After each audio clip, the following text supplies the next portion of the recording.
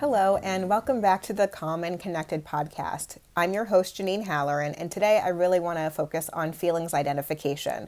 And you may be wondering, why do you want to talk about feelings? And this is the basis for working with coping skills for kids. So in order for kids to use a coping skill, one of the strategies I always like for them to know is, what are they feeling? So once you can identify your feeling, then you can figure out what you can do to help change that feeling by using a coping skill. But it's hard to do that as effectively if you have no idea what you're feeling. So I always say, let's start simple. Start with the 3 basic feelings. You can start with sad, happy, and mad. And that's it. And you can start when kids are really little. Preschoolers can get this. There's lots of great books out there about feelings identification. I have a couple of blog posts that talk all about great books that deal with feelings for kids. And so I'll link those below in the show notes. When you are watching TV shows, you can also point out how other characters are feeling. And, there are some great shows for preschoolers even. Daniel Tiger's Neighborhood is one of my favorites. And, any of the preschool shows that are on PBS or Nick Jr., a lot of the characters do express themselves and show their feelings. And so you can use that as a teachable moment to say, oh, I wonder what Peg is feeling right now. Or I wonder how this character is feeling right now. I wonder what they're doing, what they could do to make themselves feel better. So this gives you an opportunity to just start having that teachable moment, that conversation about feelings. So you can read books and you can watch TV, but something else you can do is just identify your own feelings. So you could say, oh my gosh, I'm so proud of how you're doing right now. I'm so happy. I'm smiling and I'm excited. Being able to label and identify your own feelings out loud. It sounds a little silly, but it's helpful for kids to know that adults can feel different things throughout the day. So you could say, oh, I'm a little bit frustrated right now if there's some traffic. And that's all right for kids to know.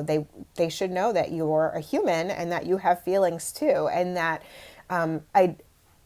eventually they're going to learn that they can impact your feelings and you can impact theirs as well. And so it's just a good starting point to help them know that you are a person who does experience feelings too, and understanding what makes you feel happy, what makes you feel sad, what makes you feel mad. You can make feelings a part of the everyday conversation and just ask your children, how are you feeling today? What's going on?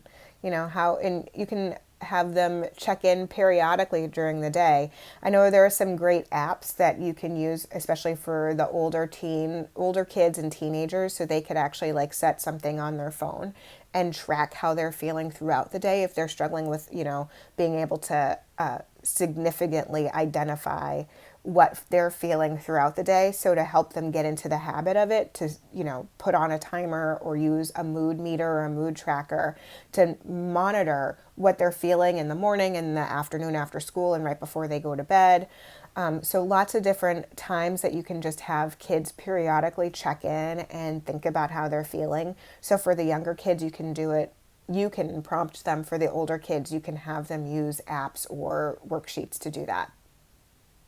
Something that you can do when they're calm is also point out the way that certain emotions make their body feel. So you can point out, when you get happy, I notice that your cheeks go up and you have this huge smile on your face and your eyes twinkle and your body posture is a certain way.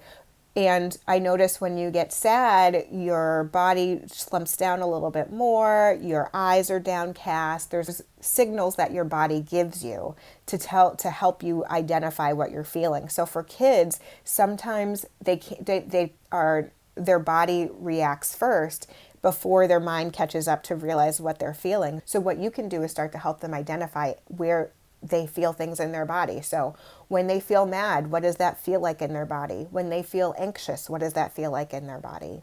And something I really enjoy doing with clients is actually making a feelings book. So helping them make that connection between an event and how that made them feel. So I was happy when I got to meet this person. I was feeling sad when my ice cream fell on the floor and we couldn't get another one. I was feeling upset when my Lego tower crashed down and my friend didn't say I'm sorry.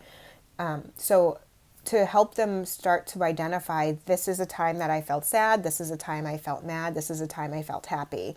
This just establishes a great foundation for helping kids recognize their feelings and then be able to do something about those bigger emotions like frustration, anger, sadness, anxiety when those feelings come up, because those feelings will come up. It is normal. It is expected that everybody will eventually feel those ways one way or another, but for them to be able to identify it and then be able to start pointing to, oh, I can do this when I feel this way to help myself feel better. So I hope that gives you a little bit more insight into why feelings identification matters. Feel free to contact me if you have any questions. And until next time, talk to you later.